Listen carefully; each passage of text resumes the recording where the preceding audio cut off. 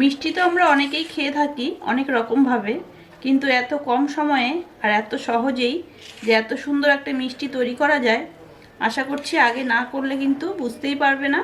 তাই অবশ্যই কিন্তু একবার এই মিষ্টিটি প্রত্যেকেই তৈরি করবে। নমস্কার, আমি কাকলি। তোমরা দেখছো আমার নতুন চ্যানেল সিক্রেট কুকিং ডায়েরি।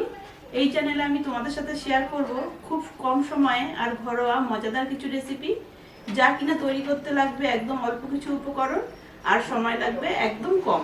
চলো তাহলে আমার নতুন চ্যানেলের প্রথম ভিডিও তোমাদের ভালোবাসা নিয়ে শুরু করছি। আশা করছি প্রথম থেকে শেষ পর্যন্ত কিন্তু আমার সাথে থাকবে। যেহেতু প্রথম ভিডিও, তাই কিন্তু একটা মিষ্টির ভিডিও দিয়ে শুরু করছি। আর শুভ কাজ সবসময় মিষ্টি জিনিস দিয়ে শুরু হয়, আশা করছি আমরা সবাই জানি।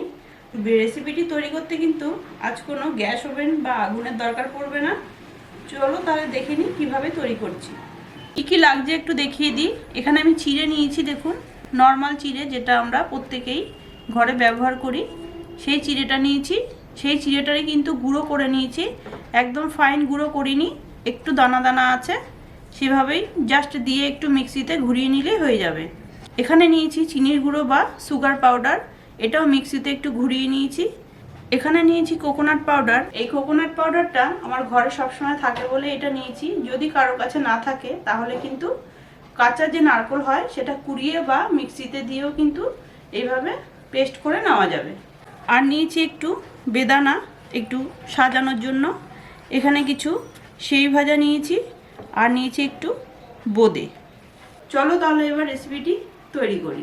যেই চিড়েটা আমি একটু গুঁড়ো করে নিয়েছি সেটাই দিয়ে দিচ্ছি।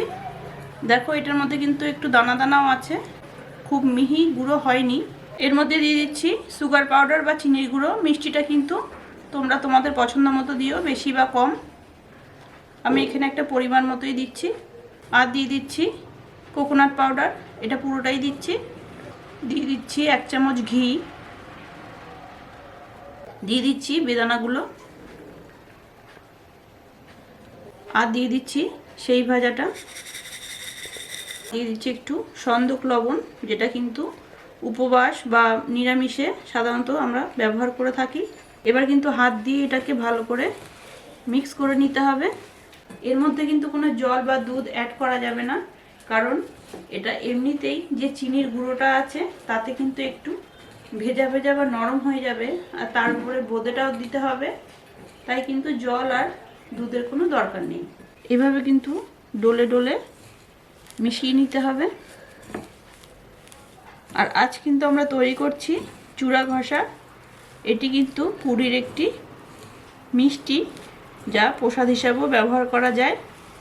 খুব ভালোভাবে দেখো মিক্স করে নিয়েছি। এবার আমি এর মধ্যে দিয়ে দিচ্ছি যে বোঁদেটা রেখেছিলাম সেটাই।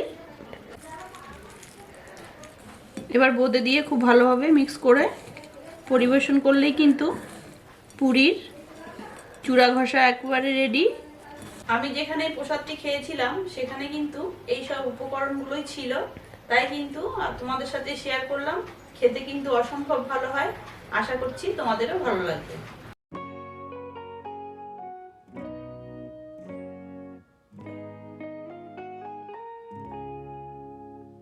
আশা করছি আজকে ভিডিওটি ভালো লেগেছে। এই নতুন চ্যানেলের প্রথম মিষ্টি ভিডিওটি ঠিক কেমন লাগলো তোমাদের অবশ্যই কিন্তু কমেন্টের মাধ্যমে জানাবে।